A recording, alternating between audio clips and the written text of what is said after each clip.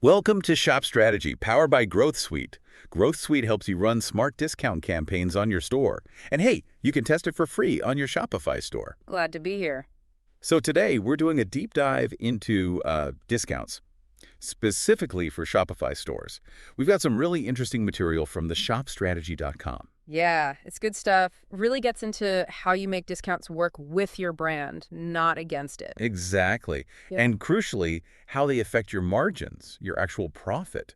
Because discounts, they're powerful, right? Yep. But you got to be careful. Absolutely. Get it wrong, and you could just be giving away money or maybe even make your brand look cheap. Yeah.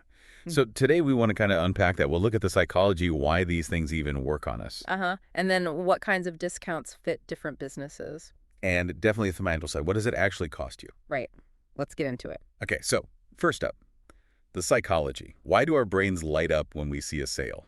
Well, one of the big things the material talks about is this contrast effect. Contrast effect. Yeah, like seeing a price slashed from $100 down to $70 feels psychologically better and more valuable than just seeing an item priced at $70 from the start. Ah, okay. So showing that original price, maybe with a strike through, really matters. It does. It creates that perception of a gain. Yeah. And then you've got scarcity bias and urgency. Oh, yeah, the classic limited time offer with the ticking clock. Exactly. That taps into our fear of missing out or FOMO. It pushes people to make a decision faster, Definitely felt that one myself. And what about anchoring? I think I saw that mentioned. Yeah, the anchoring effect. Basically, that original higher price acts as an anchor in our minds. An anchor. So when we see the discounted price, it seems like a much better deal compared to that initial anchor point we've latched onto. Showing the original price reinforces that anchor. Makes sense. So understanding these psychological triggers is like step one. But then customer expectations seem to vary quite a bit. Oh, massively. It really depends on the kind of store, the kind of brand you are. Like luxury brands versus, say, a discount retailer. Precisely. For a luxury brand, slapping big 50% off signs everywhere can actually hurt. It might make customers think, maybe this isn't as high quality or exclusive as I thought. Right. So what do they do instead? They tend to use more subtle approaches, maybe exclusive early access to a sale for loyal customers, or perhaps a nice gift with purchase, private sales, that kind of thing. Okay. Keeps that exclusive feel. But for a store focused on value, it's kind of the opposite. Customers often expect deals. They're actively looking, comparing prices, maybe even waiting for a sale event. so for them, being loud and clear about savings is key. Yeah, prominent savings displays, maybe price matching guarantees, regular promotions, that's often part of their core strategy. And does the product category itself matter? Like electronics versus fashion? It does, yeah. The material points out these sort of category norms. You might see smaller discounts, maybe 5 to 15% is pretty standard for electronics. Oh. But then in fashion, especially when seasons change, seeing 30, 40% off or even more, that's not unusual at all. So knowing your industry's norms helps set the right expectations. Definitely. You don't want to offer 10% off when everyone else is doing 40% or vice versa, unless it's a very deliberate strategic choice. This brings us to the impact on the brand itself.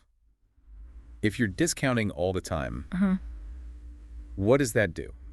Well, it can kind of train your customers, can it? They might start waiting for the next sale and see your regular prices as, inflated. Yeah, so they only buy on sale, which messes with your cash flow. Exactly. And it can erode the perceived value of your products at their normal price. Think about Apple. They hardly ever discount their core product. Wait, that reinforces their premium image. Totally. And then you have someone like Costco, whose whole model is built on everyday, low pricing, consistent value. Two very different strategies, both successful but aligned with their brand. That's the key takeaway. Your discount strategy needs to fit your overall brand story. If you sell, say, handcrafted, sustainable goods, maybe your focus should be on the long-term value and quality, not constant price cuts. Okay, that makes a lot of sense. Psychology, brand perception, super important. But let's talk about the hard numbers, the financial side. Yeah, this is where things can get tricky if you're not careful. The biggest mistake, focusing only on the extra revenue a discount brings in. And ignoring the hit to your profit margins. Exactly. The material gives a simple, clear example. Cost is $40, you sell for $100. That's a $60 profit, a 60% margin. Yeah. Now, offer a 20% discount, sale price is $80. Your cost is still $40, so your profit per item drops to $40. That's a 50% margin now. Wow, so a 20% discount doesn't just reduce profit by 20%, it actually dropped the profit amount by a third in that case, from $60 to $40. Precisely. And your margin percentage dropped by 10 percentage points, which is actually a 16.7% decrease in the margin itself. You have to think about it that way. And different discount types hit margins differently, right? Like percentage versus a fixed dollar amount.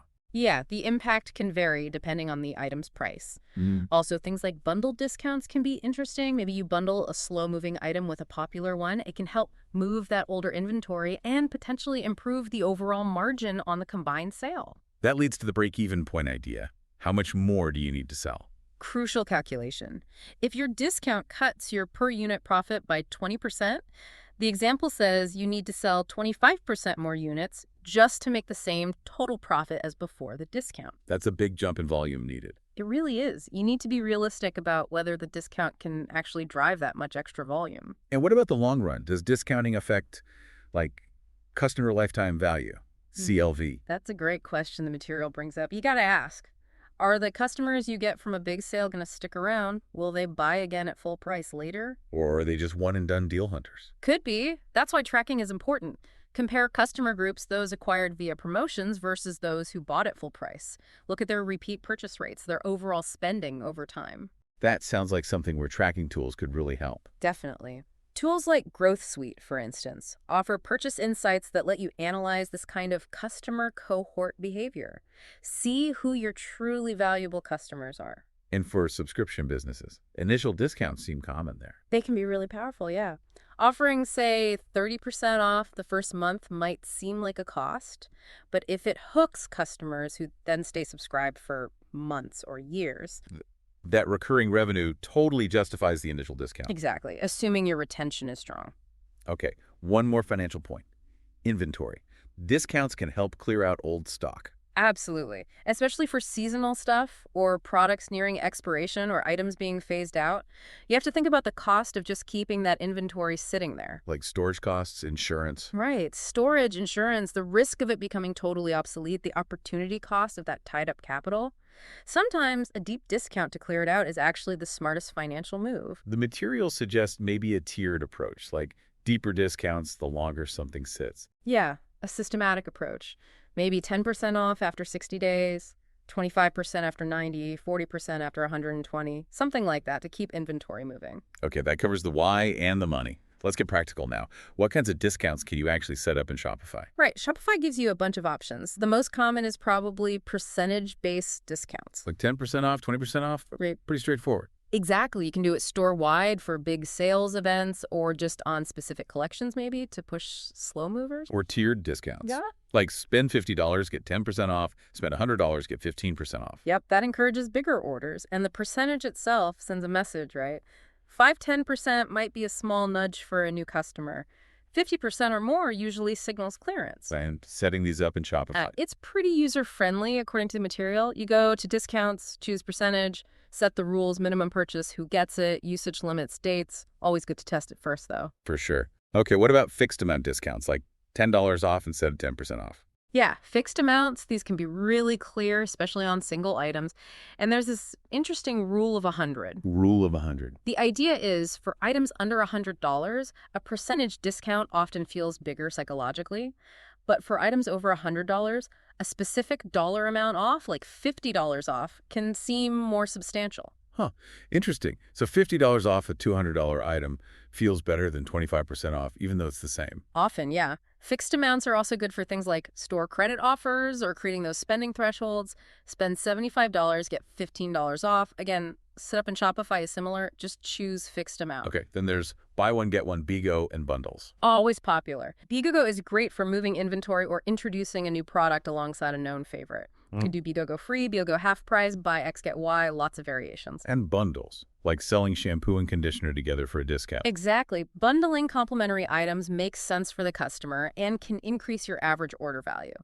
Or you could structure it like a gift with purchase. For stuff people buy regularly, like consumables, BIGO can really boost that lifetime value. Does Shopify handle these easily? It has built-in buy X, get Y functionality for basic BIGO, but the material notes that for more complex bundles or BIGO variations, you might need a dedicated Shopify app. Gotcha. Okay, final type. Automatic discounts versus discount codes. What's the difference there? Big difference in the customer experience. Automatic discounts just happen. They get applied in the cart or at checkout without the customer needing to type anything. That sounds smoother, less friction. It is, especially good for mobile users or for things like abandoned cart recovery offers where you want it to be effortless. Surprise savings can be nice too. But code-based discounts have their place too, right? Yeah. Like when you get a special code in an email. Absolutely. Codes are great for tracking where sales are coming from, like if you give unique codes to different influencers or email campaigns. For attribution. Yeah. And codes feel more exclusive or personal sometimes. You can control who gets them. Plus, people might share codes, giving you some word-of-mouth marketing. So which is better? Often, it's best to use both strategically. Maybe an automatic discount for a site-wide sale, but specific codes for email subscribers or affiliate partners. Growth Suite, by the way, lets you manage and create both automatic and code-based offers as part of those smart campaigns. Right. Lots of flexibility there. Definitely. Okay, wow. We've covered a lot of ground here. The psychology, the financials, all the different types in Shopify. Yeah, it's clear that discounts aren't just a simple switch you flip. There's a lot of thought that needs to go into it. So bringing it all together, the main message seems to be alignment. I think so. Aligning your discount strategy with your brand identity, understanding the real impact on your profit margins, and choosing the right type of discount for your specific goal, whether that's acquiring new customers, clearing inventory, or rewarding loyalty. And constantly testing and analyzing the results. Absolutely. Don't just set it and forget it. See what works, what doesn't, and adjust. It really comes down to using discounts strategically for long-term health, not just short-term bumps. Couldn't have said it better. So, for everyone listening, here's a final thought to chew on. Thinking about your own store, which psychological trigger, like scarcity or contrast, could you ethically leverage a bit more? And maybe more importantly, how would taking a really honest look at your product margins before your next promotion change how you design it? Good questions to consider. And remember, this shop strategy deep dive was powered by Growth Suite. Right. Growth Suite is a really interesting tool for Shopify stores because it uses AI to personalize those discount offers. It looks at visitor behavior in real time to figure out the best limited time offer to show someone to encourage them to buy. So it's not just generic discounts. No, it's targeted. And beyond creating the offers, it gives you a ton of data to understand what's actually happening, funnel reports to see where people drop off, visitor reports, product performance, and those purchase insights we mentioned earlier to understand customer value. Helps you make smarter decisions based on actual data. Exactly. So if you're looking to run smarter, more profitable discount campaigns, you can check out Growth Suite and test it for free on the Shopify App Store. Worth a look. Thanks for breaking all that down today. My pleasure. Lots to think about.